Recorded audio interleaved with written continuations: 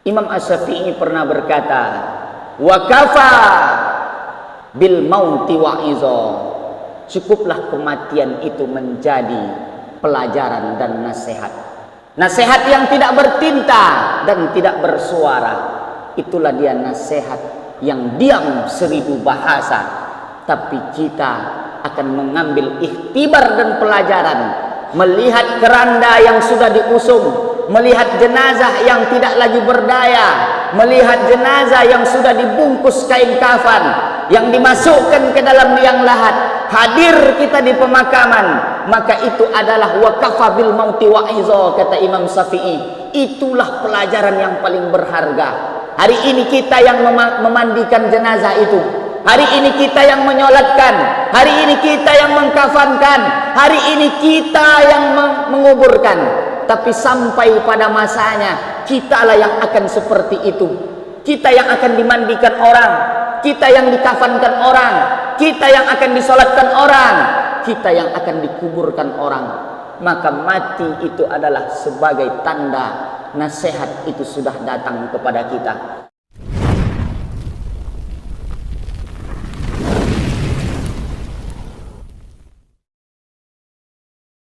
Assalamualaikum warahmatullahi wabarakatuh.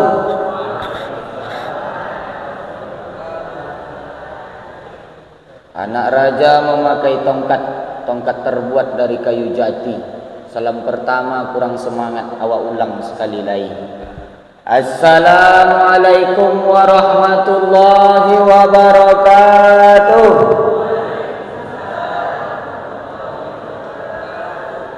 Alhamdulillah, alhamdulillahillazi nawwara qulubal mu'minin bil ma'rifah fatma'annat qulubuhum bitauhid. Asyhadu an la ilaha illallah wahdahu la syarikalah wa asyhadu anna Muhammadan abduhu wa rasuluhu la nabiyya ba'dah. Allahumma salli wa sallim ala sayyidina Muhammadin nabiyil ummihi wa ala alihi wa sahbihi wa barik wa sallam. Yang sama-sama kita hormati pengurus Masjid Al-Ghufran, dan seterusnya yang kita hormati tokoh adat, tokoh agama, tokoh masyarakat yang alhamdulillah hadir bersama-sama malam ini, subuh ini. Besar tidak dihimbau gelar, kecil tak kami sebut nama. Insya Allah kita semua dimuliakan Allah subhanahu wa ta'ala. Amin ya rabbal alamin. Bersyukur kita kepada Allah subhanahu wa ta'ala atas segala limpahan rahmat dan nikmatnya kepada kita semua.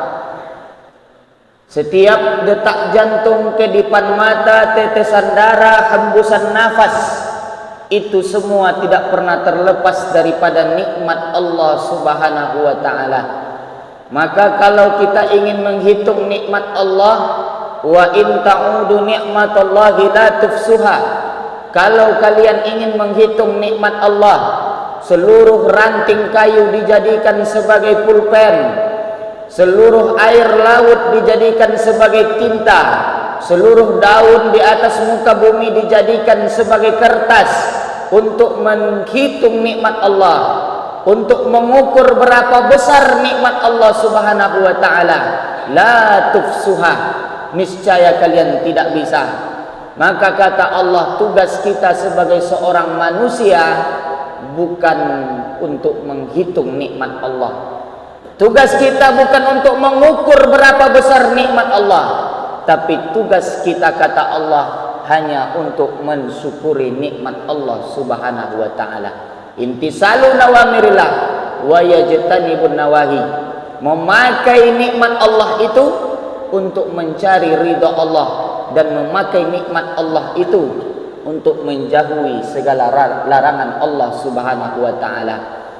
Maka pada subuh ini tidak akan sempurna nikmat Allah subhanahu wa ta'ala yang ada pada diri kita tanpa mengucapkan alhamdulillahi rabbil alamin. Bersolawat kita kepada junjungan alam, akhirul anbiya wa imamur rasul, akhrajan nas minaz zulumati ilan nur. Beliau adalah cahaya, beliau akhir dari sekalian nabi, wa imamur rasul, akhrajan nas minaz zulumati ilan nur. Akhir dari sekalian nabi, pemimpin imam dari sekalian rasul, akhrajan nas minaz zulumati ilan nur. Dia adalah secercah cahaya bagi manusia yang berada di tengah-tengah kegelapan. Gelapnya akidah, gelapnya akhlak, maka Nabi Muhammad datang sebagai penyuluh, sebagai cahaya menerangi umat manusia. Padahal waktu itu bangsa jahiliyah, Arab jahiliyah itu bukan berarti jahil dalam hal menghitung, bukan jahil dalam keadaan hidup.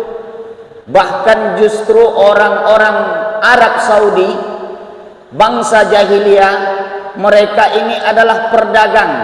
Banyak di antara berdagang. Berdagang bukan antar desa, berdagang bukan antar negeri, tapi orang-orang Arab jahiliyah pada masa itu sudah menjadi bisnismen impor. Mereka tidak buta dalam hal keadaan hidup di dunia, tapi yang dikatakan jahil dalam keadaan akidah. Mereka tak tahu mana yang mesti disembah, mereka tak tahu mana yang mesti disembah dalam kehidupan di dunia ini. Makanya orang Arab itu sebelum datangnya Nabi Muhammad, Tuhannya tak banyak. Pertama lembu, pokok kayu, hantu, batu. Itulah Tuhannya. Jadi datangnya Nabi Muhammad SAW bagi tahu siapa yang mesti disembah, siapa yang mesti mereka harus puja dan puji, tidak lain adalah Allah Subhanahu wa taala. Makanya Nabi Muhammad itu datang sebagai cahaya di tengah gelapnya akidah dan akhlak umat manusia pada waktu itu. Maka kalau tanpalah perjuangan Nabi, mungkin kita tidak akan ada pada masa ini dalam keadaan beriman dan bertakwa kepada Allah Subhanahu wa taala. Maka mengirimkan salawat untuk beliau, Allahumma salli ala sayyidina Muhammad wa ala ali sayyidina Muhammad. Suatu hari Nabi SAW duduk setelah sholat zuhur, duduk di depan Masjid Nabawi bersama dengan beberapa orang sahabat. Lalu ada seorang sahabat terlambat datang, lewat di rombongan Nabi, mau masuk masjid sholat. Ketika sahabat tadi melihat rombongan Nabi duduk, dia hanya bisa mengucapkan Allahumma sholli ala sayyidina Muhammad wa ala ali sayyidina Muhammad. Terdengar langsung oleh Nabi. Lalu apa kata Nabi? Inna sholatakum ma'uzatun alayya. Sesungguhnya solawat yang kau bacakan itu nanti akan dibawakan malaikat kepadaku. Lalu sahabat yang ada di depan Nabi bertanya, kaifa salatuna ma'uzatun alaika ya Rasulullah? Bagaimana mungkin solawat kami akan sampai kepadamu? Kalau hari ini solawat dibawa malaikat kepadamu, wajar ya Rasulullah. Kenapa? Karena engkau masih hidup. Lalu bagaimana nanti solawat itu akan sampai kepadamu? Wa qad arimta, padahal engkau sudah meninggal ya Rasulullah, engkau sudah wafat ya Rasulullah, engkau sudah hancur berkeping dimakan oleh cacing tanah. Mana mungkin solawat itu akan sampai? Dijawab oleh Rasulullah, innallaha haramal arda ajsadal anbiya. Sesungguhnya Allah mengharamkan jasad para nabi dimakan oleh cacing tanah. Jadi hebatnya Rasulullah. Jangankan nabi dan rasul, orang soleh saja, orang yang banyak ibadah saja, itu jasadnya pun tidak akan dimakan oleh cacing tanah, tak akan dihancurkan oleh tanah. Dulu tak salah tahun 2008 ada kejadian berita yang heboh di 13 Koto Kampar. Ada pemakaman umum ini letaknya di tepi pinggiran Sungai Kampar. Jadi air Kampar ini makin lama makin menghanyutkan tebing-tebing sungai. Akhirnya banyak makam-makam yang sudah hancur, makam-makam yang jatuh runtuh ke bawah. Jadi waktu itu datanglah di pemakaman seorang perempuan, hancur, jatuh. Dan yang membuat hebohnya apa? Jasad yang ada di dalam makam tadi masih utuh, jatuh ke dalam sungai. Diambil masyarakat, dibuatkan pemakaman baru. Ditelusuri ternyata makam ini, jenazah ini sudah disemayamkan kurang lebih 12 tahun lamanya. Tapi jasadnya masih utuh. Bahkan kain kafannya pun bersih seperti baru dimakamkan. Jenazahnya masih utuh, kain kafan masih bersih, dan jenazahnya harum semerbak. Ditanya orang keluarganya, apa amalan beliau semasa hidup? Ternyata amalan beliau sewaktu hidup hanya rajin membaca Al-Quran. Seorang perempuan rajin baca Quran, terus setiap hari baca Quran, khatam ulang lagi, khatam ulang lagi, khatam ulang lagi. Itu saja amal beliau. Tapi Allah hanya ingin menunjukkan kepada manusia bahwa jangankan Nabi dan Rasul, orang yang soleh saja, orang yang soleha saja, jasadnya pun tak dimakan oleh cacing tanah. Jadi jangan pernah ragu, jangan pernah bimbang untuk bersolawat kepada Nabi. Insya Allah solawat itu nanti akan dibawakan malaikat non jauh ke Madinah Al-Munawwarah, ke makamnya Rasulullah sallallahu alaihi wasallam. Maka nanti ucapan solawat yang keluar dari mulut kita itu akan dibawakan malaikat sampai ke makam Rasulullah, dan itu adalah menjadi saksi dan bukti nyata bahwa kita ini umat Nabi Muhammad sallallahu alaihi wasallam yang rindu dan cinta kepada beliau. Dan dengan rasa cinta dan rindu itulah yang akan membawa kita bersama Nabi Muhammad sallallahu alaihi wasallam menuju surga Allah Subhanahu wa taala. Mudah-mudahan kita semua diakui oleh Nabi sebagai umatnya dan bersama dengan Nabi di dalam surganya nanti. Amin ya rabbal alamin. Bapak Ibu jemaah subuh yang dimuliakan Allah Subhanahu wa taala, ada 3 pesan Rasulullah, 3 yang dipesankan Rasulullah kepada kita umatnya untuk menghadapi hiruk pikuknya dunia ini. Kita tahu dunia ini hanyalah tempat sementara. Dunia ini hanyalah tempatnya hiruk pikuk. Semua tidak sesuai dengan keinginan dan harapan. Kadang-kadang dunia ini berpihak kepada kita, kadang-kadang ada masanya dunia ini akan menghimpit kita, tidak sesuai dengan keinginan hati. Akhirnya hati hanya akan membuat kecewa, hancur berkeping perasaan karena menghadapi hiruk pikuk dunia ini. Banyak orang yang galau menghadapi di dunia ini. Banyak orang yang resah, gelisah, putus asa menghadapi hidup di dunia ini. Berapa banyak orang yang mati bunuh diri gara-gara menghadapi kehidupan dunia ini. Maka Rasulullah berpesan kepada kita, ada 3 cara menghadapi dunia ini agar selamat dunia dan selamat pula di akhirat kelak. Apa pesan Nabi yang 3 tadi? Yang pertama kata Rasulullah, hadapi dunia ini, anggap kita hidup di dunia ini seperti orang yang merantau. Kita tahu, kita sadar bahwa hidup di dunia ini hanyalah tempat kita sementara. Jangan pernah anggap dunia ini tempat tinggal, padahal dunia ini hanyalah tempat kita meninggal. Jangan pernah menganggap dunia ini tempat kita untuk selamanya, tapi ini hanyalah panggung sandiwara yang bersifat sementara. Sampai masanya kita akan masuk ke dalam liang lahat, Bapak Ibu. Sampai pada masanya kita ini kan hanya menunggu giliran saja, Bapak Ibu. Ibarat orang absen di dalam kelas, kita hanya menunggu nama kita dipanggil. Tapi kita tidak tahu kapan nama kita itu akan dipanggil. Dan kita tidak pernah tahu kapan masanya. Dan kita tidak pernah tahu di mana tempatnya. Maka sebelum itu terjadi, tugas kita manusia hanya untuk mempersiapkan masa itu saja.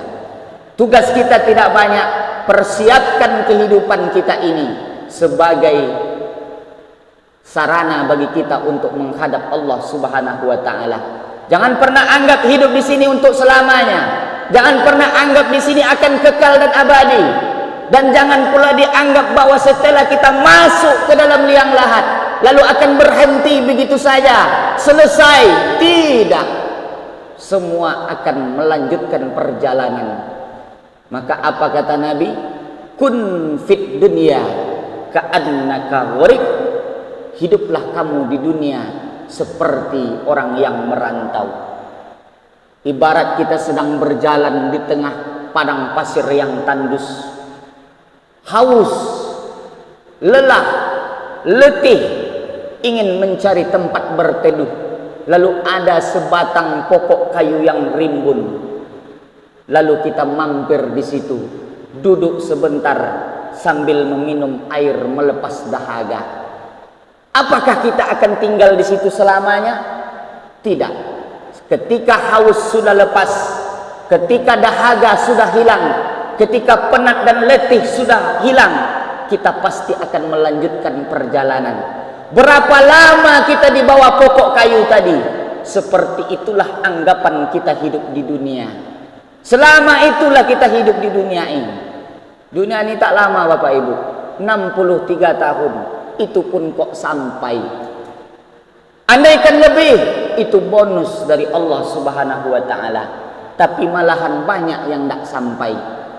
30, 40, 50, banyak yang lah dulu. Jadi hati-hati. Semakin tahun dipakai, bergulir tahun, bertambah umur, hati-hati. Berarti kita langkah kaki ini semakin dekat dengan tepi liang lahat kita. Tak lama dunia ini Bapak Ibu. Selama itulah, maka kapan masanya bagi kita untuk mempersiapkan segala sesuatunya? Maka orang yang sadar akan demikian, sadar dia tak lama hidup di dunia, maka dia akan persiapkan segala sesuatu untuk menempuh perjalanan selanjutnya. Kita di dunia sebagai tamu, bukan kita yang punya. Kita hanya sebagai tamu. Dulu kita datang di alam yang sebelumnya, dari alam rahim masuk ke dunia. Allazi akhrajakum min butuni ummahatikum. Dulu kita dilahirkan ke dunia melalui perut ibu kita masing-masing. La ta'lamuna syai'an, dan kita tak tahu apa-apa. Sekarang kita hidup di dunia, dititipkan Allah kuasa, dititipkan Allah harta, dititipkan Allah segala sesuatu.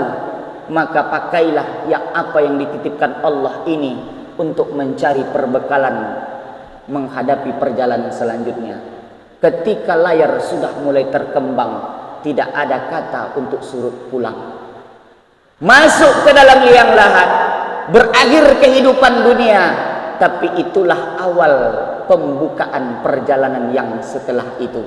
Jauh lebih panjang perjalanan kita, bak seperti orang yang berlayar di tengah lautan. Tak ada tepinya, tak ada ujungnya, tak nampak mana ujung dan tepinya. Kita akan berlayar. Ketika layar kapal sudah mulai terkembang, tidak ada kata untuk bersurut pulang. Kalau sudah masuk ke liang lahat, jangan pernah berharap untuk kembali ke dunia ini. Maka jangan menjadi orang yang menyesal nanti di akhirat karena kita tak pernah berbuat semasa hidup di dunia. Lan tarji'al ayyamul lati madat. Hari yang telah berlalu tidak akan pernah bisa diulang kembali walaupun hanya sesaat. Maka sadarilah bahwa hidup di dunia ini sementara, maka kita persiapkan perbekalan untuk melanjutkan perjalanan yang akan datang. Itu pesan Rasulullah. Maka orang yang mempersiapkan bekalnya, insya Allah dia akan teguh menghadapi dunia ini. Dia tak akan hirau dengan dunia ini. Kita tidak akan pernah risau tentang dunia ini. Makanya orang beriman nih hidupnya simpel saja Bapak Ibu. Asal udah makan, kenyang, bisa ibadah, selesai. Tinggal menghadapi masa tua, menjalani masa tua, menunggu detik-detik akhir dipanggil Allah. maka mati kita hendaknya berada dalam mati keadaan husnul khatimah. Orang beriman hidup simpel. Andaikan mati besok pagi, berarti tandanya kita sudah berhenti dari perbuatan dosa. Tapi andaikan tidur malam ini masih berlanjut untuk malam besok, besok pagi kita ditakdirkan Allah masih hidup, berarti Allah masih beri kepada kita kesempatan untuk bertaubat dan menambah amal ibadah kepada Allah Subhanahu wa taala. Itu saja prinsip hidup orang yang beriman. Maka kita di sini sementara, maka ada perjalanan yang akan kekal dan abadi untuk selamanya. Yang kedua, pertama pesan Nabi menghadapi hiruk pikuk dunia ini, anggap di dunia ini kita hidup sementara. Sadari bahwa kita di sini bukan untuk selamanya. Yang kedua kata Nabi, persiapkan bekal yang pertama. Yang kedua kata Nabi sallallahu alaihi wasallam, banyak-banyak mengingat mati. Banyak mengingat mati. Menyambung dia antara pesan yang pertama dengan yang kedua, koneksi. Kita sadar di sini bukan untuk selamanya, maka kita mesti selalu mengingat mati. Imam Asy-Syafi'i pernah berkata, wa kafa bil mauti wa'iza. Cukuplah kematian itu menjadi pelajaran dan nasihat. Nasihat yang tidak bertinta dan tidak bersuara. Itulah dia nasihat yang diam 1000 bahasa. Tapi kita akan mengambil ikhtibar dan pelajaran.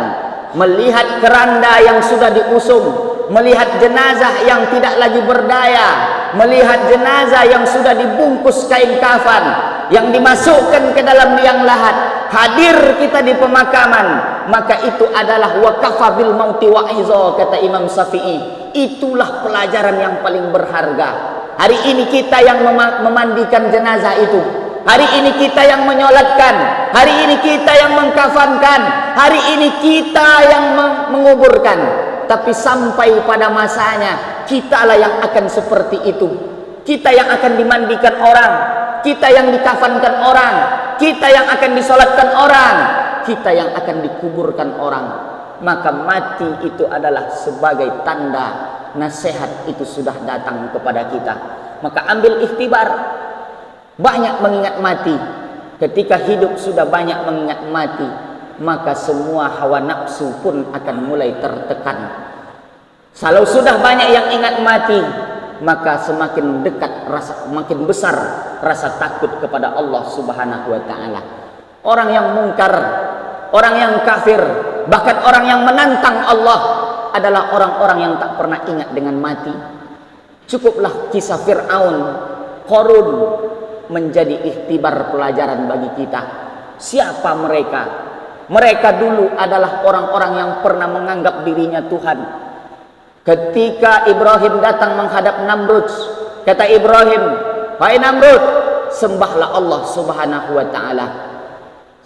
Sebagai seorang raja, sebagai seorang penguasa yang begitu besar, kekuasaannya sarqan wa gharban, dari belahan timur dunia sampai ke barat.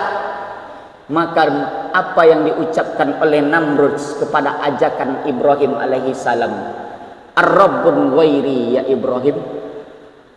Kata Ibrahim, Namrud, sembahlah Allah. Santai saja Ibrahim menjawab. Namrud menjawab, Ar-Rabbun ghairi ya Ibrahim. Adakah Tuhan selain aku, wahai Ibrahim?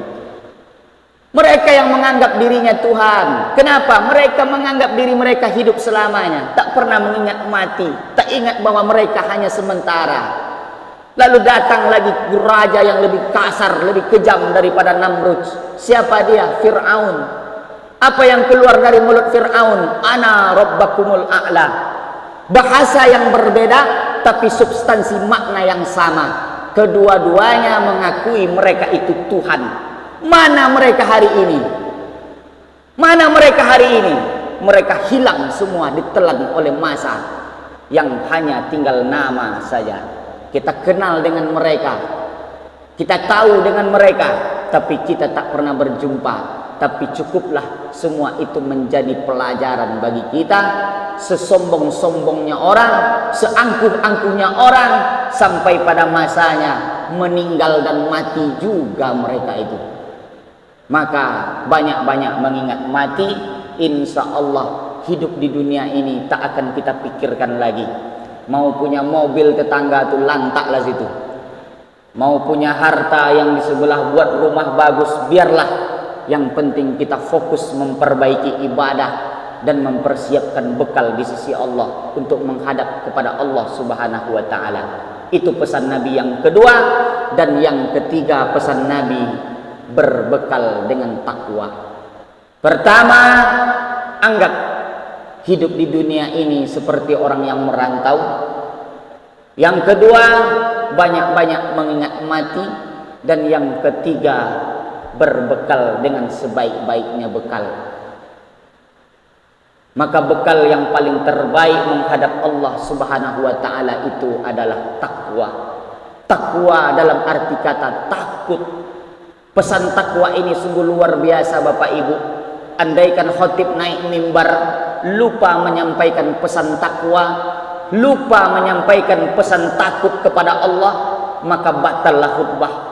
Berubah solat Jumat menjadi solat zuhur. Begitu pentingnya pesan takwa ini. Takwa itu adalah takut. Ketika rasa hati malu, segan, sungkan, takut ketika kita tak sempat datang ke masjid, takut ketika kita meninggalkan sholat, takut ketika kita tidak mengingat Allah, maka rasa takut itu yang disebut dengan takwa. Kalau ada rasa itu di dalam hati, pelihara dia dengan baik-baik.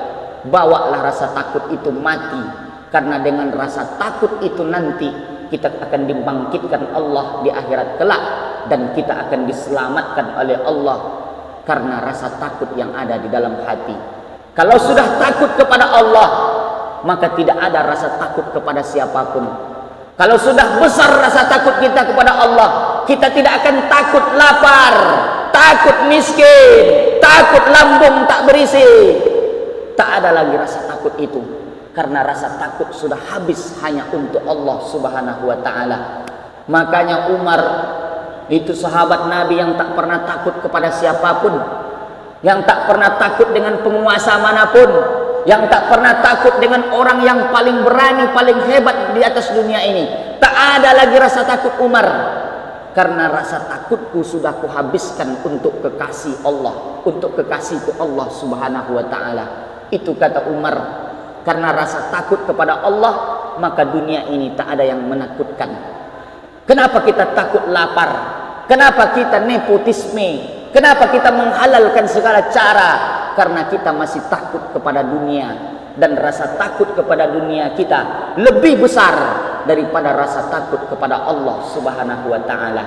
Maka takut yang ada di dalam hati itu adalah bukti takwa kita kepada Allah Subhanahu wa taala. Wa tazawwadu fa inna khairuz zadi taqwa. Maka berbekallah kamu, dan sebaik-baik bekal adalah takwa kepada Allah Subhanahu wa taala. 3 ini saja pesan Rasulullah sallallahu alaihi wasallam. Yang pertama kata Rasul, ingat bahwa kita tak selamanya di dunia, maka kita sadar bahwa kita tidak akan hancur, tak akan lebur dengan dunia ini.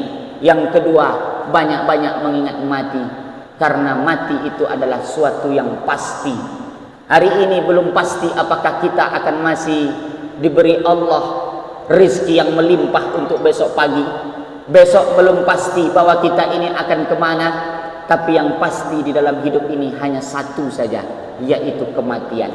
Dan pesan Nabi yang ketiga, berbekallah dengan sebaik-baik bekal, yaitu takwa, rasa takut kepada Allah Subhanahu wa taala. Mungkin itu saja kajian subuh kita. Mudah-mudahan bermanfaat bagi kita semua dan menjadi amal jariah bagi kami yang menyampaikan. Di mana terdapat kesalahan dan kejanggalan, maka kami ucapkan ribuan maaf, dan atas segala perhatian kami ucapkan ribuan terima kasih.